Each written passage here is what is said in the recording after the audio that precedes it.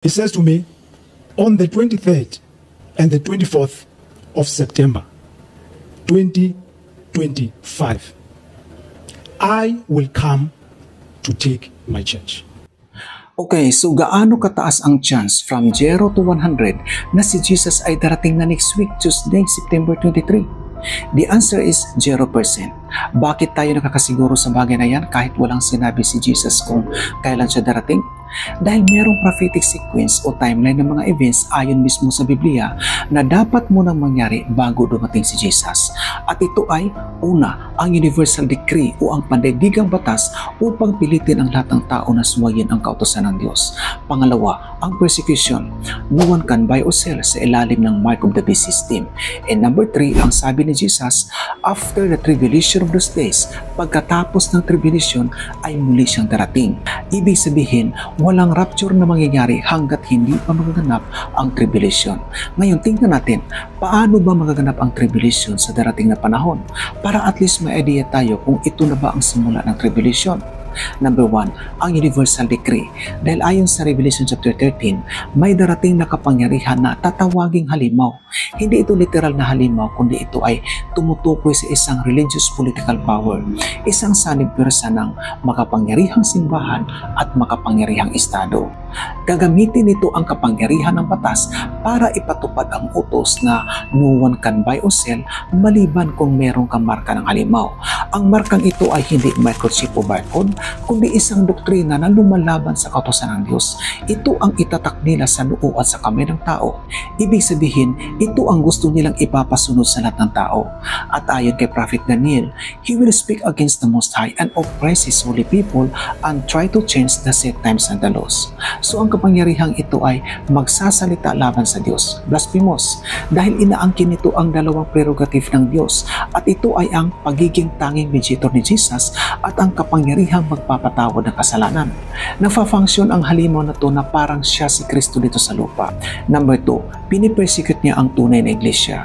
Ito ay dati na rin nangyari noong 530 to 1798 AD at ayon sa history of Romanism, tinatayang 15 million na katao ang pinatay sa buong panahon ng papal persecutions.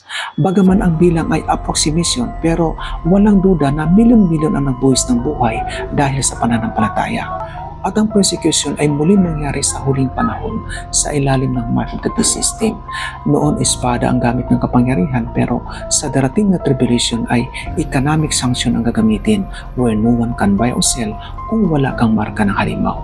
Ito ay malala dahil ultimo pagkain, tubig at ibang services ay hindi mo maawil dahil ayaw mong tanggapin ang maling doktrina ng halimaw na sadyang ginawa upang kalabanin ang Diyos. At pangatlo, tatangkain niyang baguhin ang kautusan ng Diyos.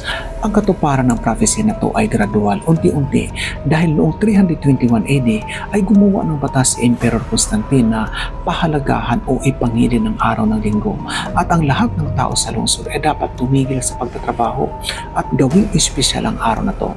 At alam mo ba, ang araw na linggo ay ang araw ng pagsamba ng mga pagano para sa kinikilala nilang Diyos ng araw na si Sol Invictus na pinopromote din ni Emperor Aurelian noong 274 AD.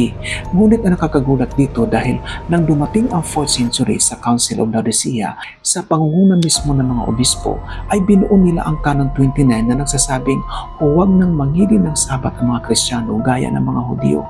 At ang utos ay ipangilin ang araw na linggo. So sa halip na ipromote nila ang pagsunod sa utos ng Diyos na ipangilin ang Sabat sa ikapitong araw o Saturday, pero ano ang ginawa sa Council of Laodicea? Ipinagbawal nila ito upang ipasunod nila ang utos na ipangilin ang araw na linggo na galing sa mga pagano. Ngunit hindi ito tinanggap ng mga tunay na Kristiyano kaya sila ay itinuri ng simbahan ng mga heretics. Ngunit sa darating na tribulation ay hindi lang tawaging heretics ang mga patuloy na sumunod sa utos ng Diyos. Dahil ayon sa prophecy sa Revelation chapter 12 verse 17, sila ay didigmain ng dyablo. At sa Revelation chapter 13, sila ay hindi maaring magtinda o bumili kapag sila ay manatiling tapat sa Diyos. Number 2, persecution. Kapag dumating na ang universal decree ng halimaw, ay dito na magsisimula ang matinding tribulation dahil tatamaan ng no one can buy or sell ang sinumang hindi tatanggap sa marka ng halimaw. Ano nga ang marka ng halimaw?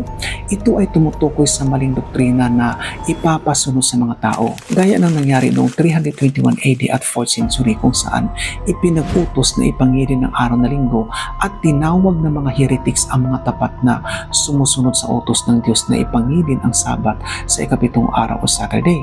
Pero sa darating na tribulation ay hindi lang pagtawag na heretics ang sapitin ng mga tapat na mananampalataya dahil sila ay hindi na maari magtinda o bumili maliban kung sila tataliko sa pananampalataya. Kaya ito ay tinawag na kapighatian o tribulation dahil napakahirap nga naman kung pati pagkain, tubig at ibang services ay hindi mo ma-avail dahil wala kang marka ng halimaw. At anong sikna naman ang tatamaan ng no one can buy or sell? Ayon sa Revelation chapter 12 verse 17, didingmain ng dyablo ang tunay na iglesia. Ito ang mga sumusunod sa mga utos ng Diyos at may patutuo kay Jesus. Ibig sabihin, ang iglesyang sumusunod sa mga utos ng Diyos at may patutuo kay Jesus ay ang uusigin o i-persecute. Hindi sila maari magtinda o bumili kapag sila ay manatiling tapat sa Diyos. So bakit hindi pa mangyayari ang rapture ngayong September 23? Dahil una, wala pang universal decree na pumipilit sa lahat ng tao upang suwayin ang kautusan ng Diyos. Pangalawa, wala pang persecution laban sa mga tapat na mananampalataya. Kaya malaya pa tayo ngayong sumunod sa mga utos ng Diyos. And number 3, ang pagbalik ni Jesus ay pagkatapos ng tribulation. At ito ay visible, glorious at sabay-sabay. Maraming excited sa rapture. Lahat tayo.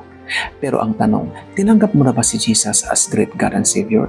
Kung hindi pa, gawin mo na ngayon bago pa maging huli ang lahat.